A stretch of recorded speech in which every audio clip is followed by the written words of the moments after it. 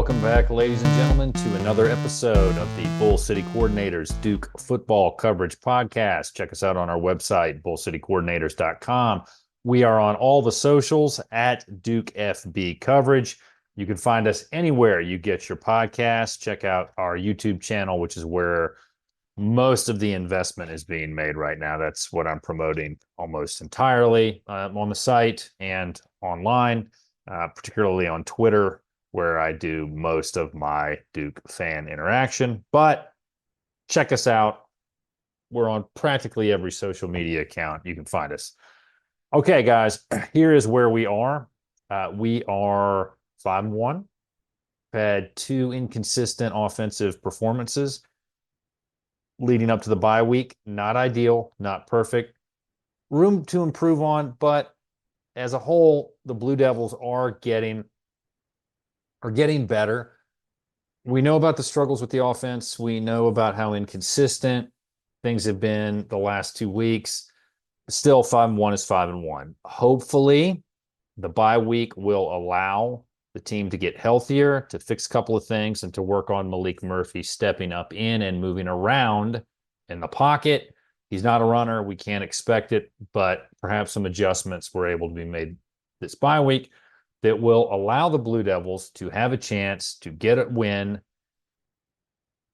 against an opponent that we've never beat before. I'm talking, of course, about Florida State. I don't want to mention the record. It is what it is. Look, the Seminoles have just owned the Blue Devils since coming into the ACC. There's no way to sugarcoat that, no way around it. So what do we need to do for Friday night? We need to get ready. We need to get prepared. We need to understand our opponent. And we are going to do that as part of another College Huddle collaboration with our friends over at Plant the Spear, the Florida State site.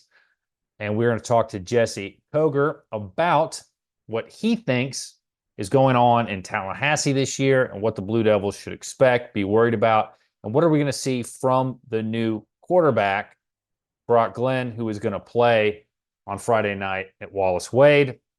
Look, it's a home game. That should be a good thing for Duke. I will not be able to be there, unfortunately, but everybody who can go who's a Duke fan, go. If you want to learn more about Plant the Spear, a pretty good account, check them out online at Plant the Spear 1 on Twitter. Go to their website, plantthespear.com. They do a lot of Florida State work. It's three guys. I'm sorry, I can't count. In addition to Jesse, it's three guys is what I meant to say. So got that corrected. Sorry, guys, didn't mean to leave anybody out. And let's go ahead and hop over to the preview portion of the episode now. Jesse Koger, how are you, sir? I'm good, my friend. Just ready to kind of enjoying the bye week, the way our season's going, but ready for this matchup against the Blue Devils. I'm actually thinking about going up there for that game, and man, I was just checking the weather, and it's looking pretty nice. Like that's the one advantage of being one of them Carolina teams. Looks like it's going to be like maybe a hoodie game. So looking forward to that one, definitely. Well, we got to hope that it holds. My brother's going to be there. I don't think I'm going to be able to make it, unfortunately, due to some scheduling matters I got to attend to. But if you do end up getting there, let me know, and I will let you know where he sits so you can go bother him. Will I don't know do. who he's bringing with him, but we'll see. You are one of the people who runs Plant the Spear, which is an FSU site. It does a lot of great work covering the Seminoles. Tell us a little bit about who you guys are and what you do. Yeah, so obviously we are kind of a fan site, kind of a grassroots type of deal, just something that's been like a dream in the works for a long time. And I kind of figured out how to build a website. And so we started with the website, and it was really kind of a one-man band for a long time and just loved talking about Florida State. I actually used to live north of Florida. Now I live near Charlotte, and I moved away from all my football buddies. So I needed an outlet to talk about Florida State. And, my wife was pretty much tired of hearing me talk about football. Plant the Spear was born, and we've added a co-host and a helper and whatnot so far. So just continuing to grow. Really enjoyed the process and getting to meet people from around the college football world. Man, it's a great time. If we want to keep up with you and what's going on with FSU athletics, tell us where to go to find your work. So plantthespear.com is the website, nice and easy. Of course, we have a YouTube channel and a podcast, all branded under the same name, Plant the Spear. We're probably most active on Twitter as far as social media goes. We also have Facebook there as well. On Twitter, I was a little late to the jump, so we are actually Plant the Spear 1 on Twitter or X or whichever you call it. But our website is the hub for everything. All of our videos, podcasts, written articles, and everything are over there on the website. So nice and easy to find and keep up with. Well, why don't we get into it? We both have bye weeks when we're recording this, which is October 9. So it's maybe a little dated by the time I get around to posting it. But why don't we go ahead and discuss where Florida State is right now? So bring us up to speed on the state of the program and how you guys are feeling. It's bad, man. I'm not gonna lie. I'm not gonna sugarcoat it. It's terrible. Obviously, we did very well the last 2 years, 23-4. So to end up where we're at now with a 1-5 start is it's mind-boggling. It's really hard to understand how we got here. And I know there's a lot of talk about the issues with being reliant on the transfer portal and things like that. But I do think that this team has enough talent and enough pieces that they should not be 1-5. Um, I think a lot of that, like really, if you want to point to where the problems are on this team, I mean, you could point a lot of fingers. That's the problem. There's a lot of areas that are struggles, but really, our offensive line is the key to a lot of our problems. We are 133rd of 134 teams in rushing right now, so it is just it's terrible. Obviously, the DJU experiment was a failed experiment. Maybe I understand the take because we needed a quarterback because we had one leave and Jordan Travis obviously went off to the NFL. So you needed a guy, but that was kind of a failed experiment. So now, maybe unfortunately for the Duke faithful, we actually did make a switch last week against Clemson, and the young guy that we brought in, Brock Glenn, looks night and day different. I think he's much better for this offense. Unfortunately, we dropped about half the passes that he threw, which is another issue that we have there. So offense is really just sputtering. Our defense as a whole is still pretty decent. The problem that they have is, you don't play complementary football. So when you don't play good offense, the defense usually holds up well, and then they get gassed late in the game. Our special teams, as far as our punter and kicker, is probably two of the best in the country. Unfortunately, that's about the only thing we really excel at. But yeah, I mean, it's just right now. I think the positives that you look at with Florida State is we have started to kind of go youth movement middle of the season, and we have some talented young guys. We got two really good tight ends, and a couple of guys that are young guys that are playing very well. But I think the negative is a lot of our veteran guys have been liabilities, and they just haven't performed well. We actually just lost our most veteran linebacker today for the season due to injury. I really think right now, as a Florida State fan and looking at this program, you're really just trying to make it through the season. I mean, you're going to be battered and bruised by the time you get done. And then I think as far as Mike Norvell goes, you really just kind of have to go back to the drawing board. I think we're going to see a lot of off the field or staff changes.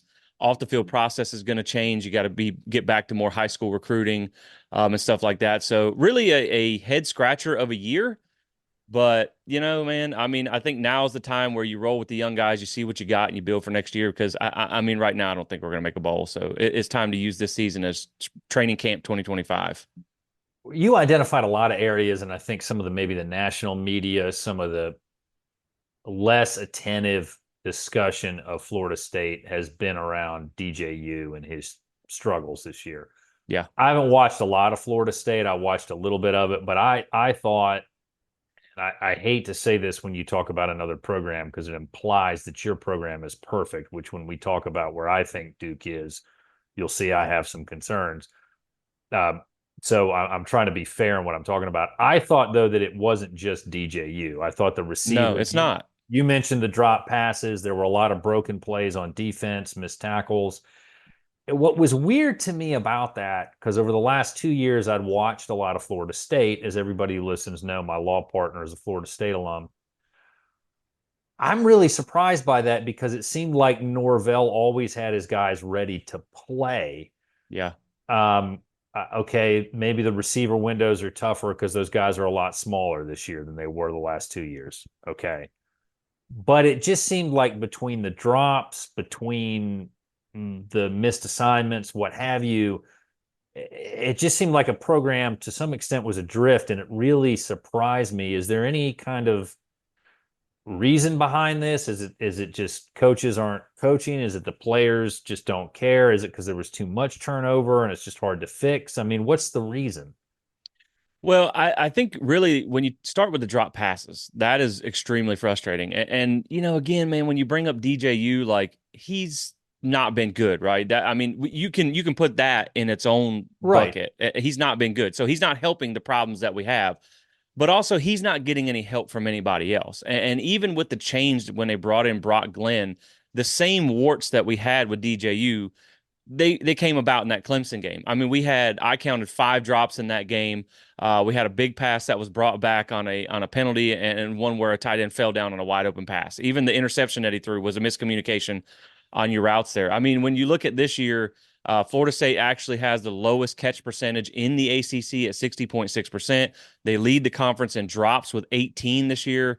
DJU, it's kind of oddly enough, DJU and Brock Glenn own 2 of the top 5 spots in highest drop percentage in Power Four per PFF. So, like, I think really the problem is when you look at just the receiver group as a whole. I mean, you have Malik Benson, who's pretty decent there, but I think you have a lot of the veteran guys who are now that you lost Keon Coleman, you lost Johnny Wilson.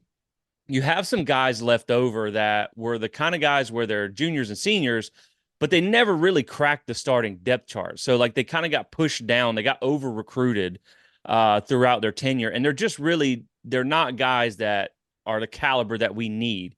So you're starting to see a guy like Hakeem Williams, a sophomore who's a former 5-star recruit. He's starting to have a good season as well. So we got some young guys that I'm really hoping that they put in because that's kind of how the tight end went. We had a guy who was like a D2 All-American who just can't. I mean, he can't catch, and so like it's just been terrible. But then you put in the freshman. And our Landon Thomas, our true freshman tight end, who was the #1 tight end in the 24 class, and he's having a great season. I mean, he's at 8 catches for 100 yards in 2 games. So like you're seeing some of the young talent. I just don't know that this coaching staff trusts it to be in a game situation yet. And so that's something with them that it has to develop. But the thing is with DJ, the inaccuracy was such a problem. Like I saw Mm. like a heat chart of his throws, and it's like he's so inaccurate that he makes it hard on the receivers to catch the ball. But then you look at Brock Glenn comes in, and I mean, you got 5 passes that hit receivers in the hands, and they just drop it, and so it's really frustrating. So I'm hoping maybe some young guys can get an opportunity here. I think it's a mixture, man. I really do. I think like even when you look at the defensive side of the ball and the tackling, which has been bad. Now the defense was terrible in the first 2 games. They've gotten better since then. But I think it is partially coaching. And then I also think it's partially that we just have some guys that aren't up to snuff this year. I mean, it really is. Like the thing I would say that's the biggest issue, the biggest black eye on Norvell and his tenure with this entire staff has been recruiting. It's just not been good enough. They hit very well in the portal in the first few years, but then you look at this year, and this year they kind of had a lot of misses in the portal. And so they didn't recruit well enough over the first 4 years to where if you had some misses, you had guys ready and waiting to go. And so now we're kind of seeing where it's like you're stuck with the bad apples that you picked. And so it's kind of just going to be a bumpy ride until you can get some of these younger guys ready to go. Now, some of the younger guys are encouraging. They are your hope that this can get better. But man, I think it's really just been like recruiting has not been where it should be for you to see Florida State be the program that they have. Now, obviously, it's hard to recruit when you haven't been good. But coming off 2 years where you're 23-4, you should be signing top 10 classes, and they haven't signed a top 10 class yet. So it's a lot of things between coaching and recruiting, but man, I mean it's almost mind-boggling how this has been this bad because as you said, man, Mike Norvell is typically a guy that has a well-coached team that looks well prepared, and it just hasn't looked like it at all this year, which is really hard to understand. So if Florida State, 1-5, getting to a bowl is going to be difficult. You got to go 5-1. Pretty Probably much. not happening. Well, I'm not saying I'm not going to write it off Yeah. because the weird thing about college football is any given week you can be hot.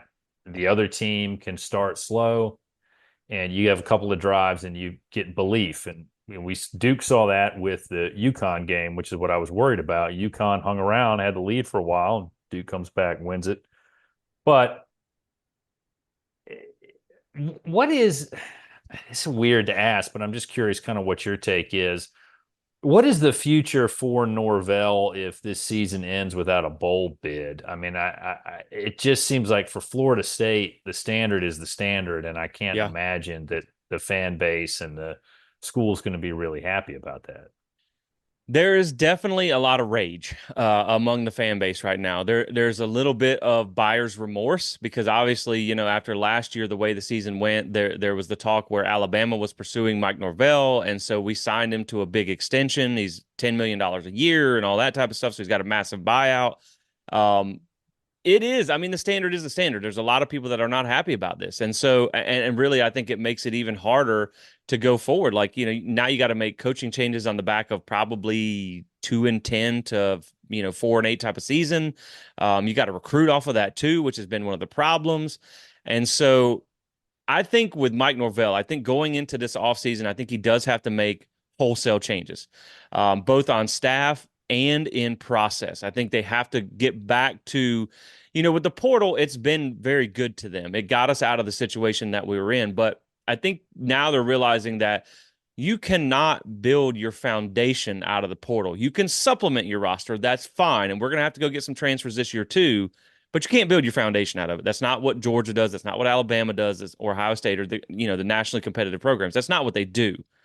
And so they have to change their process there. But you're going to have to change. I think you can change up to 8 assistants, and it sounds like a lot, but I think there's just guys that can't recruit on the staff very well. I think you're probably going to see somewhere in 5 to 6 assistants get changed out here. Um, I do think Mike Norvell has earned the right to get a chance to fix this because of the 23-4 record, because of winning the ACC. A lot of people don't quite understand the disaster that he took over in 2020, where things were after Jimbo quit on the program in 2017. And then Willie Taggart was obviously a bad hire. That was 2 years there that kind of pushed the program farther down the hill. Took over in a COVID season, where you couldn't really recruit in person. He didn't have Florida connections. It was a really bad thing. So it took them a while to get going. So I think 22 and 23 earned him the right to try and fix it. But like you said, man, in a place like Florida State, the standard is the standard. We're not happy with bowl games. Even we're not happy with 10-win seasons. If you're not competing for the conference championship or the playoffs, it's just not good enough. And so I think people right now, I would say the general consensus is you probably got about 2 more years that you're going to put up with this. And with that being said, if next year looks like this year, man, I think 2026 he's coaching for his job. I think you can't have, like, next year you need to win 8 games, and then you need to be competitive for the conference after that. But yeah, I mean there's only so much leeway you're going to get. The buyout does make a difference, but at the same time, because we're going through building a football only facility, remodeling the stadium, then you're going to have coaching buyouts to pay. But yeah, I mean it's only going to be so long. I mean, and it stinks that you just signed him to a large extension, but the thing is that I've always said is, like, they fired Willie Taggart in mid-year 2 because they said at game, I don't know exactly what game number it was, but like game 18, it looked like game 2. Well, now it's year 5 and it's looking like year 1. So, I mean, the standard is the standard, and you got to hold both coaches to that standard. So I think, you're probably not going to make a bowl this year because, like you said, I mean, you got to basically win all but one game, and you still got Miami and Notre Dame on the schedule coming up. So it's going to be tough, but maybe if the season is as bad as it is, will allow you to get on the recruiting trail, make these coaching staff changes, and get to the portal a little bit faster to fix this thing for next year. Because, man, next year, if they have another year like this, I think he's coaching for his job in 26. Well, let's talk a little bit about this coming matchup with the Blue Devils and the Seminoles. It's at home for Duke, and one thing that Duke fans know is when Wallace Wade wants to get there, it will get there. There have been some big games of late where it has been a great environment to be in. What are you looking for as far as a Seminoles guy that you think Florida State can take advantage of come when we're playing on a Friday night? So not this Yeah. coming Friday when we're recording, but the following Friday. So I really think with Duke, and I first have to say that I like Manny Diaz. Like he's a Florida State alum, so like he's a good guy. He gave us a little bit of trouble down there at Miami, so now that he's away from Coral Gables, I can like him again. We couldn't be friends while he was down there, but I really think for Florida State, the key is and Duke is a again it can be a fun environment. Obviously, you guys took it to Clemson last year, which was really fun to watch. I don't think the environment is necessarily going to bother this team because, again, they're used to playing in like at Death Valley and places like that. So I don't think the moment's going to be too big for them. But really, I'm just looking for how they come out of this bye week. Like they're working on fundamentals mostly in this bye week to get things right. Um, Man, I mean, if it was DJU rolling in there at quarterback, I would be pretty worried. I mean, to be honest, I'm not say I'm not worried, but I think with Brock Glenn, he does give this team and this offense a spark at quarterback. I just think, man, like if they can do the basics, if they can not have so many drop passes, because just without any yak yards included, I went back last week against Clemson and we left 170 yards of drop passes on the field, and he only threw for 228. So like that, you can't have that happen. I think you got to run the ball well. It's going to be tough because we haven't run the ball. I mean, we had 22 yards against Clemson. We're averaging 58 yards a game right now. It's terrible. I think for Florida State to go in and win this game, I think you got to hit 100 yards rushing, triple digits at least. The only game that we've won this season was the only game we hit 100 yards plus on the ground, and that was against Cal. So I think you need to get triple digits on the ground. I think you need to not make so many just dumb mistakes with penalties and drop passes and missed tackles. And if the offense can put up 20 points, and we haven't put up 20 points since week 0 against Georgia Tech, which was 21. I think you have a chance against this Duke team. But again, man, I mean, Duke's 5-1, so they're not going to make it easy on you. Now, to me, when I look at Duke, and I started doing a little bit of research today, what does make me feel like this is a game that they can win is, and this is no disrespect to Duke, this is just me looking as a neutral set of eyes here, is I do feel like if you look at that 5-1 record, like if you gave Florida State that schedule, they're probably at least 4-2, right? I mean, Elon, 1-4 FCS team, Northwestern, no Power Four wins yet this season. UConn, not a great team, no Power Four wins, got blown out by Maryland. UNC is a great win, but they haven't beat a Power Four team since they lost their quarterback. And then obviously we both lost to Georgia Tech. So I do think there is a little bit of fool's gold to the 5-1 record. But at the same time, I mean, it's not like Florida State has played a bunch of powerhouses either. I mean, Georgia Tech, Boston College, Memphis, Cal, and Clemson. So I mean, they played some decently tough teams. But I mean, this Duke team is, they're good and they're going to be well coached under Manny Diaz. So it's not going to be easy for sure. They're going to have to definitely bring their A game, and we have not seen them bring their A game for 4 quarters this entire season. I do think the best win for, well, obviously your rival, let's set aside North Carolina. The best win other than the win against North Carolina right now is probably the win over UConn for the Blue Devils. Yeah. And I'll go ahead and just be blunt with you. I don't know if it's necessarily fool's gold. The record you saw, Duke had a chance to close that game out against Georgia Tech, and I think Georgia Tech is a good football team. People don't appreciate Yeah. that. I agree And with that. B, Duke also, I think, was running out of gas as they were coming to the end of their schedule, having played 6 straight without a bye. And but everybody's got injuries, so that doesn't matter. But I think part of the problem is there's just been some inconsistencies for the Blue Devils offensively. Defensively, they've been good enough. The punt game is improving, the punt return game, the kick return game is improving. The big question mark, I think, for me is the quarterback. I think that is the big issue for the Blue Devils. Malik Murphy is still very young, hadn't played a whole lot of snaps. He's got to settle in and get to a point where he's more consistent week in and week out. And I think if you watched him against if you've watched him this season, you see, yeah, he's got a nice deep ball, but he does miss guys sometimes. Yeah. That can be an issue in how you call plays. There's also been some drops, which haven't been helpful at times, but That's my primary concern. And I'd like to get your thoughts on this because kind of how I foresee this game playing out is I think Duke's got the edge defensively. I think Duke's defense is ahead of Florida State's right now. Um, the issue is going to be which one-dimensional offense can do a little bit more than the other. Yeah. That's kind Yeah. of where I am. It sounds like for you guys, it's passing the ball. For us, it's running the ball. How do you think that this game is going to play itself out as far as the ultimate winner and loser?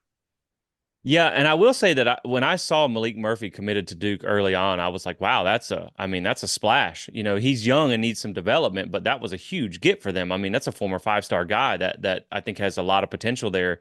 And then yeah, I mean, when you look at Manny Diaz, what he did down in Miami, like they always had good defenses. They just could really never put the offenses together down there. But I mean, he's a really great defensive coordinator, did really good things at Penn State as well while he served there for a little bit. So I expect them to only get better with time. I mean, obviously, Mike Elko was a home run hire, and I think Manny Diaz will end up being very successful at Duke. He's a good coach. I think with this one, if you're telling me that the strength is rushing for Duke, that makes me nervous because our rushing defense is pretty bad. We consistently give up over 200 yards on the ground, which does not make you feel confident in this type of game. And so like that does worry me as far as the defensive side of things. I mean, our rush defense is currently 109th in the country, 182 yards a game there. Um, but again, man, I really think a lot of it is like our interior defensive line is pretty legit.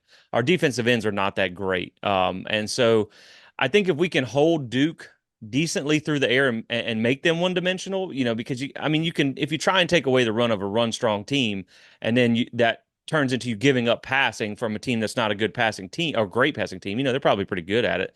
Um, it's just hard for us to stop both because we have so many weaknesses this year, which is terrible to say. But I do think for Florida State, I think they're going to try and run the ball. Now, again, we've been abysmal running the ball, but we have at least in the first 6 games, we faced 5 top 50 rushing defenses. So we've faced some pretty decent rushing defenses. We only have 2 in the back half of the schedule. So I'm hoping that they can run the ball a little bit better.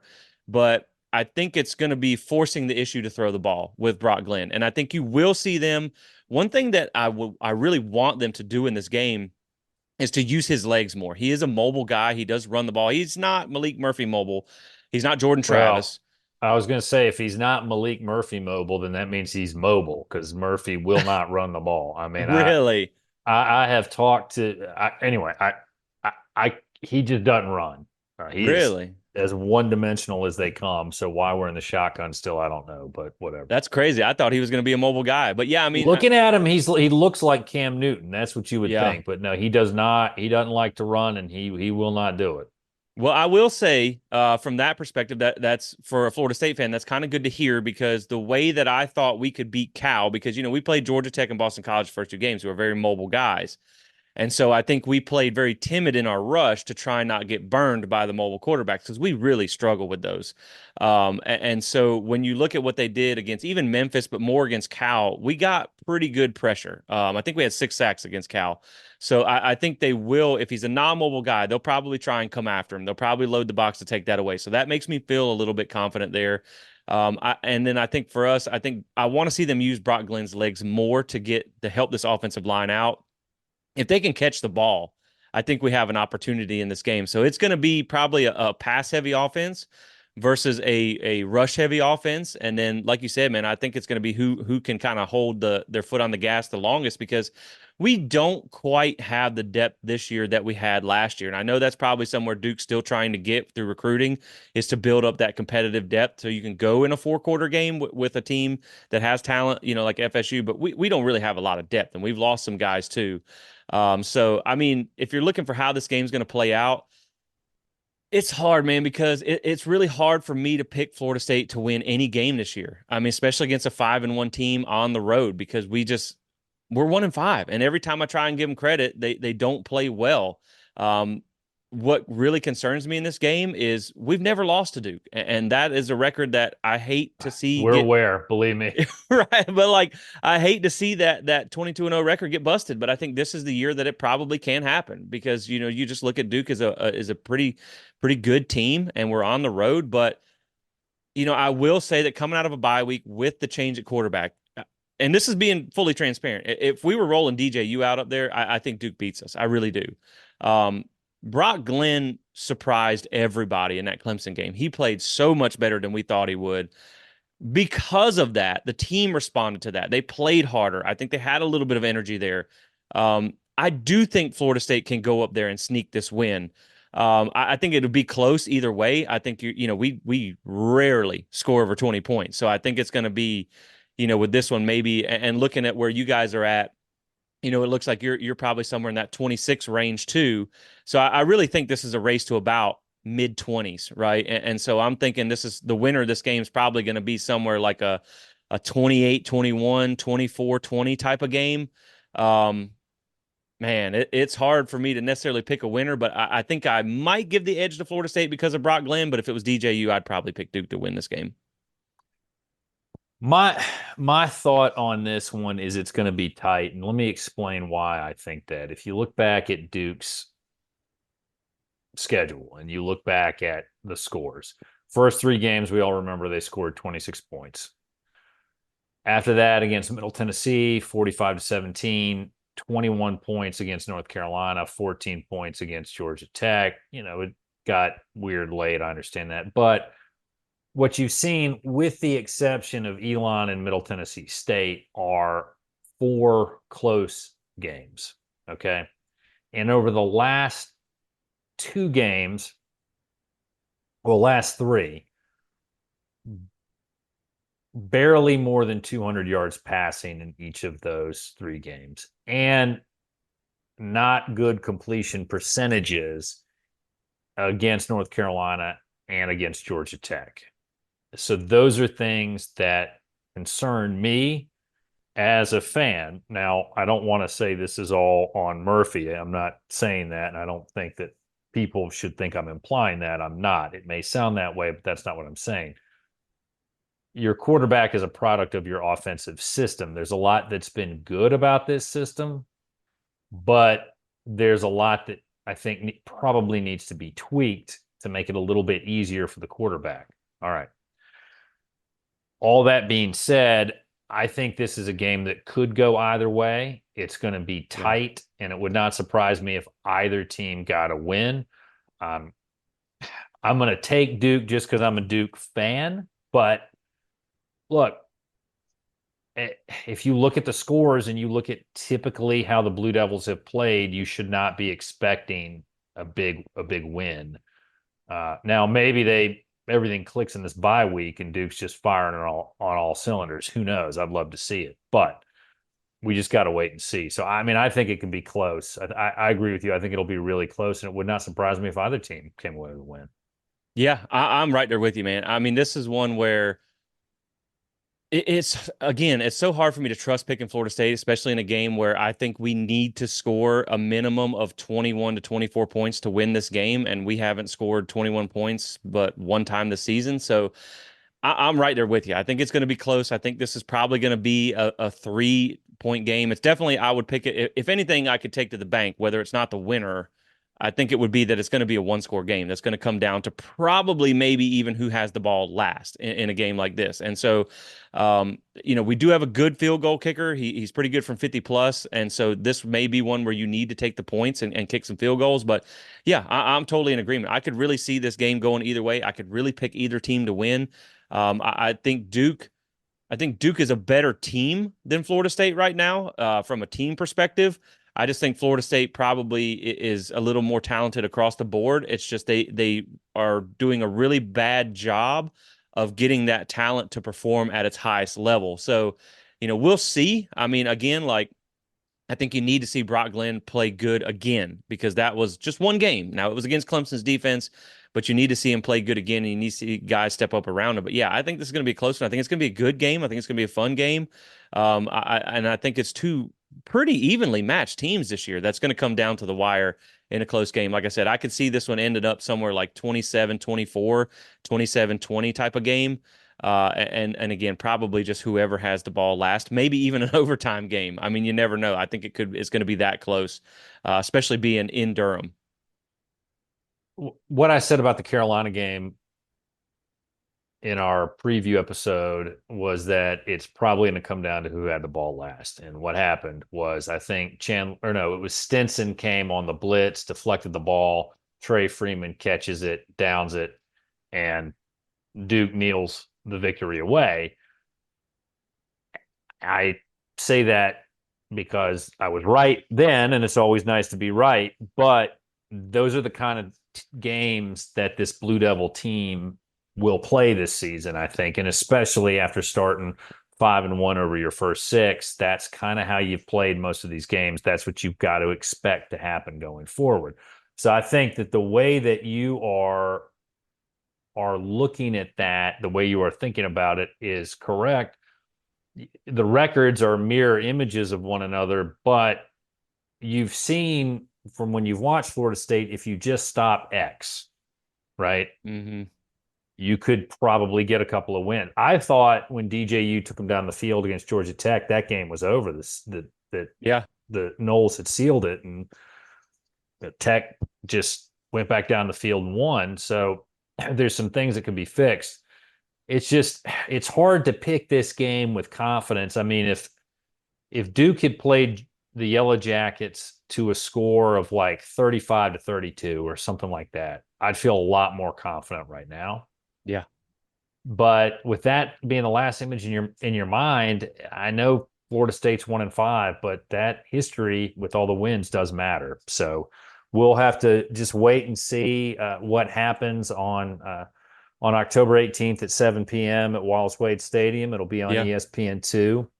And I will say one thing when you look at Duke, I think the biggest difference right now between Duke and between Florida State is, Duke has had a two overtime game. They've had the game with Carolina. They have found ways to win. This is a team that has learned how to win ball games when it's on the line. Florida State, again, the Georgia Tech game, you let them go down and win. You had a chance to win the Memphis game, and you let that slip away. Now they held on for dear life against Cal, but they almost gave that game away. So, I mean, it's just Florida State is a team that has yet to learn how to win games. And so that's what makes me the most nervous is if it does come down to a tight game, if it does come down to a do or die moment. Right now, Duke is a better team at learning how and knowing how to go out and win games in that moment. And Florida State's just not done that yet. And so I do think that's something that concerns me the most is in the moment when it comes down to it, can Florida State actually put a game away? Because they haven't really shown that ability yet. And so that's what makes me the most nervous. But yeah, I mean, like you said, the record does make a difference. I think Duke has some confidence outside of coming off that loss. But the Georgia Tech, I think it does sway my mind a little bit seeing that, just because that's a common opponent there that we both had. But yeah, I mean, this is literally to me the definition of a coin flip, and it's kind of crazy that one's 5-1 and one's 1-5, and it is in that way. But yeah, I mean, I don't think I could put a penny on this one to go either way because I don't know, man. It's hard to call. Well, I gotta say, Jesse, you've been nice enough to come on the podcast, give us your thoughts on where the Seminoles are, what the state of the program is, and how this matchup could play itself out, what we need to look for and be aware of as we come out of this bye week and get back to playing football for the rest of the season. I know Duke has one more bye week at least, thank goodness.